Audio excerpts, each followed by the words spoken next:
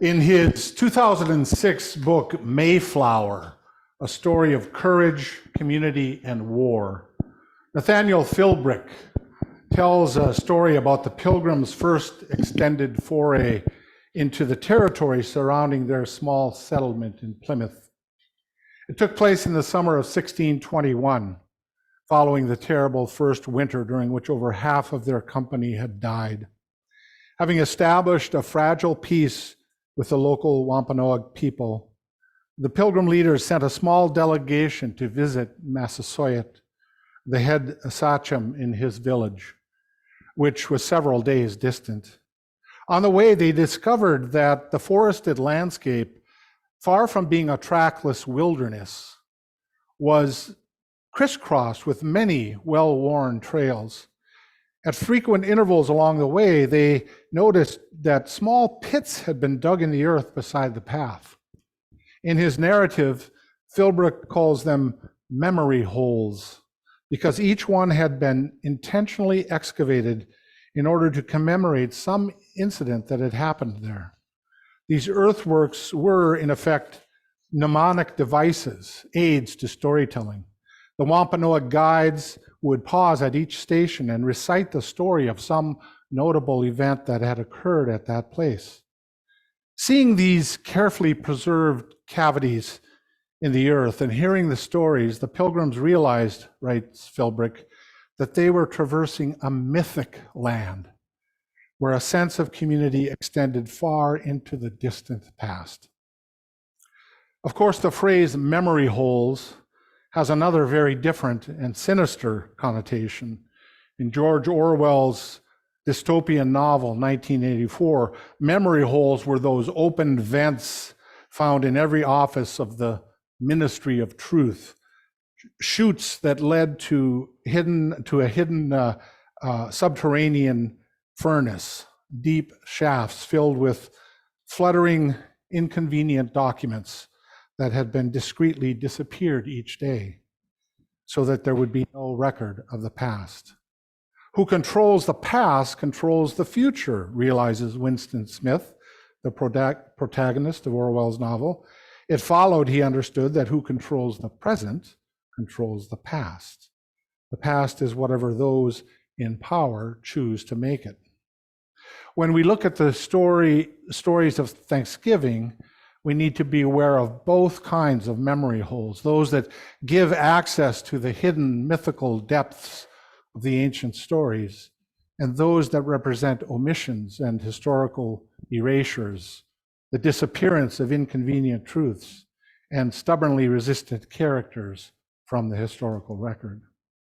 I say stories advisedly rather than story in the singular, because there is more to the traditional Thanksgiving story than the version that is most commonly recounted. There is always more to the story, to any story. And this is our story as Unitarian Universalists. The church founded by the Pilgrims is today a Unitarian Universalist congregation. This is our heritage. This is our lineage, with all of its shadows and all of its tragedies, as well as its gifts and joys and triumphs. This is our history. Silverman wrote his book with the intention of telling the other side of the Thanksgiving story from the Wampanoag perspective, hoping that a fuller, more honest account of the past will lead to a freer and more inclusive future. He writes, "If how we tell history is one of the ways we shape our present and future, we can do no better than to rethink the myth of the first Thanksgiving and its role in the Thanksgiving holiday."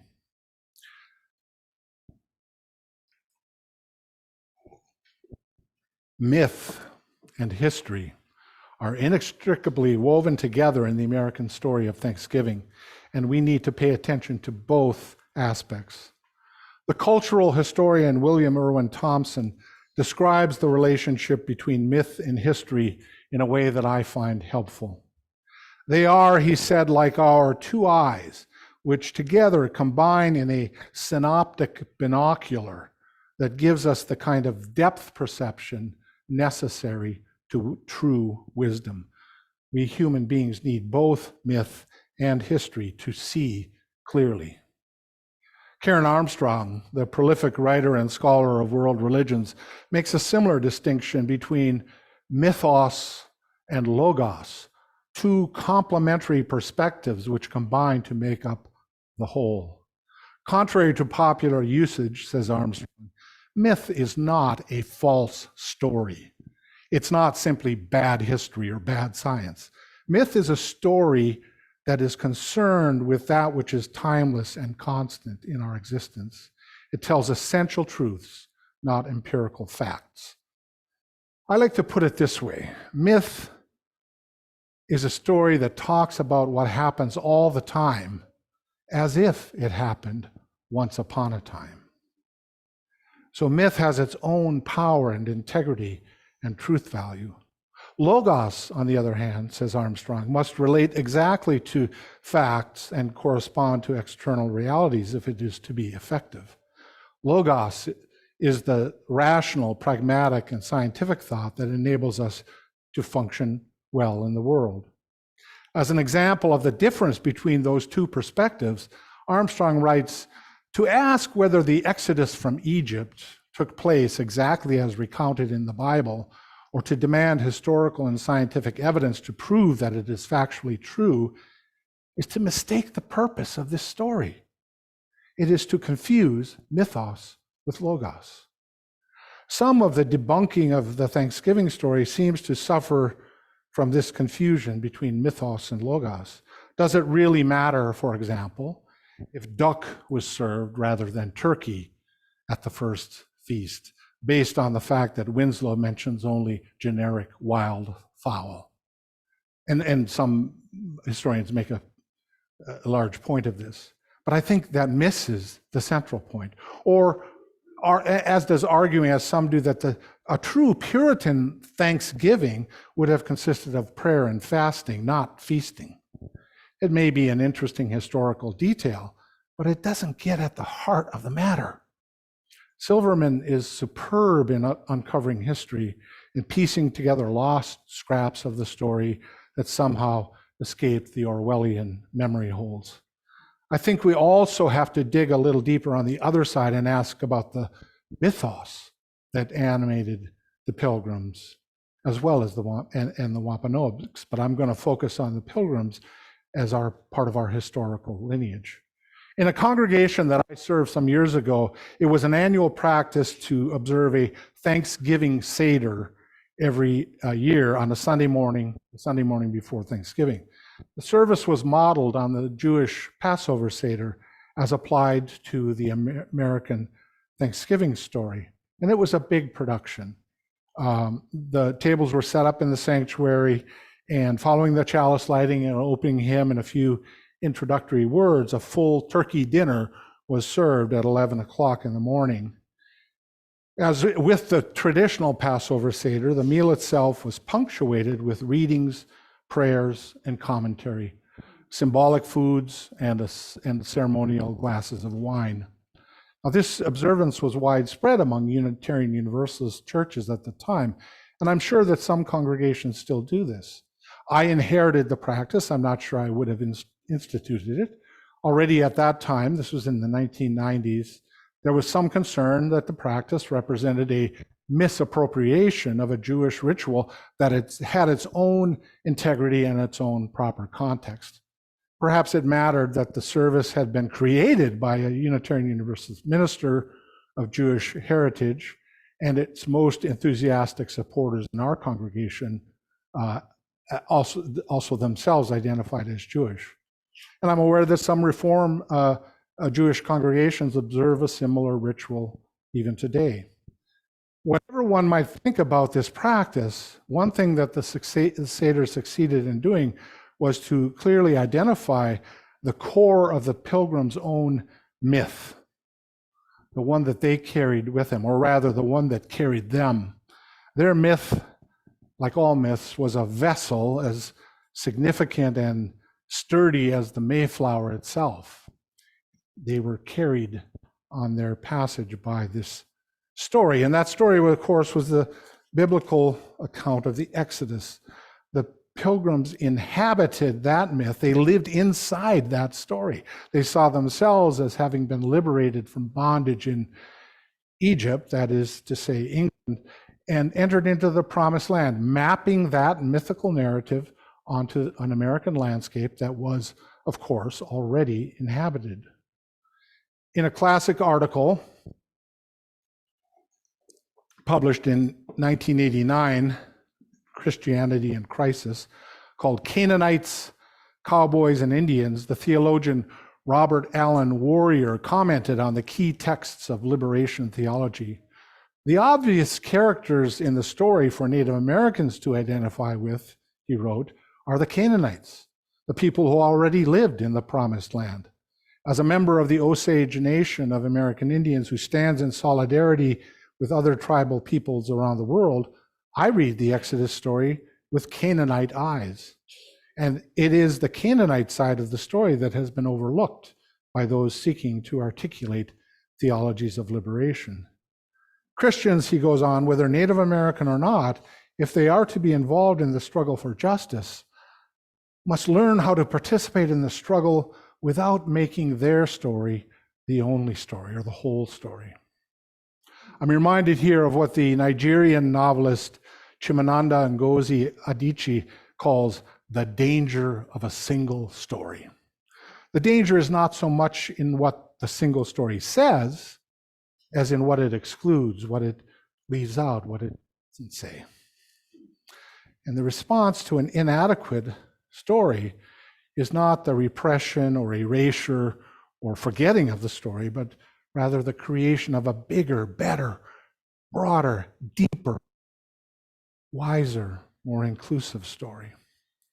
At the Thanksgiving Passover Seder, I asked the people to consider a number of questions as they sat at their tables, including how would you tell this story from a Native American perspective? To do this takes empathy and imagination and humility, given the gaping memory holes that exist. I read an article the other day that claimed that cited a survey saying that 40% of Americans think that there aren't any Native Americans anymore. They're a thing of the past. It's a shocking and frightening statistic. There were, by the way, a few Native American members of that congregation who could speak for themselves from their own experience. Even more important, though, than this empathic identification is for those of us who are not native to this land to come to a deeper understanding of how we got here, our own stories, our own histories, our own mythical Mayflowers, the vessels that have carried us through. So the other question I asked people to discuss at that Seder was, where do your people come from? How did they arrive in America? What's your story? What's your origin story?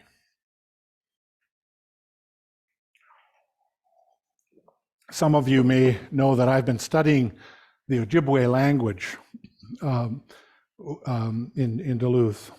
Beautiful, beautiful, complex language. And among the Ojibwe, there's a standard protocol for introducing oneself that always includes a response to the question, Anindi Wenjabayan, where are you from? Where's your place of origin? In my case, I would say, Onagaminsing Nindunjaba. I am from Duluth, the place of the little portage. But the question, the interest in origin, is so important. It's a mythical question, not just a historical question. Before coming back to Duluth, I lived in Vermont, just across the Connecticut River from Dartmouth College in Hanover, New Hampshire, considered to be one of the leading educational institutions in the country, if not the world. Dartmouth was established in 1769 by the Reverend Eleazar Wheelock for the education and instruction of youth of the Indian tribes in this land, in reading, writing, and all parts of learning which shall appear necessary and expedient for civilizing and Christianizing children of pagans, as well as in all liberal arts and sciences. and then almost as an afterthought he adds, and also of English youth and any others. But he really was interested in educating Indian missionaries to go out and convert and Christianize their communities. That original vision failed to take root. Only 70 Indigenous students were enrolled over the first 100 years of Dartmouth College, and half of that number in the century that followed. But sensitized by the American Indian movement in the 1960s, Dartmouth made a renewed commitment to education of Native students in 1970, and today its Department of Native American and Indigenous Studies is widely regarded as one of the best in the country. Each year they host a powwow on the beautiful campus green, which doubles as the town commons in Hanover. And it's grown to be a very popular event. Alumni come from back for it from all across the United States and Canada. Current students attend, and of course, the wider community is welcome too. And I often went. In fact, the crowds were probably 80% non-Indigenous. And I remember one year a young Native man at the microphone addressing the largely white liberal crowd. He said, "Go study your own tribes." And the words were spoken without a hint of admonishment or sarcasm or rancor in his voice, but with a kind of gentle, ironic humor, a comic sensibility that I find characteristic of Indigenous cultures. But ever since, I have taken that invitation seriously and have sought to understand more deeply my own Euro-tribal family roots and how they intersect with other aspects of my identity and how they intertwine with the origin stories of others. Now, during the last several years of the living through a pandemic, we've had to rethink how we celebrate this holiday, whether or not to travel over the river and through the wood, for example, to visit family. And having to ask those questions and to consciously consider our values in relation to the holiday is a good thing. But this year, I hope we will take this opportunity to rethink Thanksgiving in an even deeper sense. In what is hopefully the receding tide of the COVID pandemic, perhaps it is worth reflecting on the impact that disease had on the first Thanksgiving. Certainly, disease had devastated the Pilgrims, reducing their number from more than 100 plus to 53 over the winter, just the winter, first winter. And we know that's an empirical fact, but can we imagine what it would be like if half of this fellowship hadn't survived the pandemic? Imagine the traumatic effect that would have on our sense of community and identity.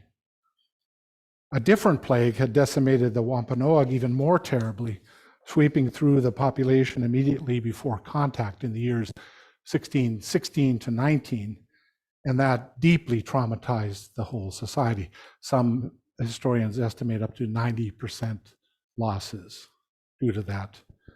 Entire tribes were wiped out. Tisquantum, better known as Squanto, escaped the plague because he had been kidnapped and forced to live as a slave in England during that time, where he learned to speak English fluently. But he returned a free man, but to an empty town. Everyone in his village had died. The historian Francis Jennings rightly said that when the Pilgrims arrived, they found not a virgin land, but a widowed land. And Silverman reminds us that the early history of the Wampanoag and Plymouth took place against a background of mourning, suspicion, desperation, and fear. This, he says, is the most basic element missing from the Thanksgiving myth. That first Thanksgiving feast was born in the midst of traumatic experience as a fragile and tentative connection that was created across deep cultural differences. And this coalition collapsed within less than 2 generations with bloody and lasting consequences, as we know. But something was there, however fragile, however imperfect in the beginning.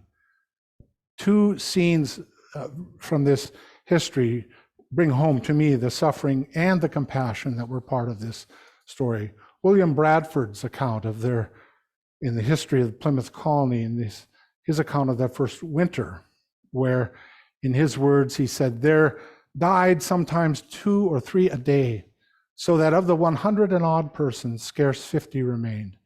And of these, in the times of most distress, there were but 6 or 7 sound persons who, to their great commendation be it spoken, spared no pains, night nor day, but with abundance of toil and hazard of their own health, fetched them wood, made them fires, dressed them meat, made their beds, washed their loathsome clothes, clothed and unclothed them. In a word, did all the homely and necessary offices for them, which dainty and queasy stomachs cannot endure to hear named. And all this willingly and cheerfully, without any grudging in the least, showing herein their true love unto their friends and brethren. A rare example and worthy to be remembered. Indeed, worthy to be remembered. The Pilgrim leader, Edward Winslow, who was one of the delegation that had walked that 43 miles to visit Massasoit that I mentioned in the beginning with the memory holes, he struck up a real and lasting friendship with Massasoit. A few years later, Massasoit was gravely ill in 1623, and Edwin Winslow returned and stayed with him and nursed him back to health, feeding him chicken soup along with other medicines.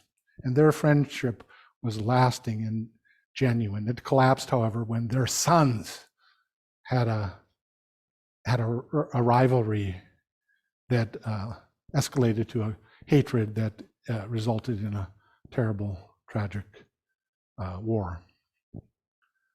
So back to those memory holes. There's always more to the story.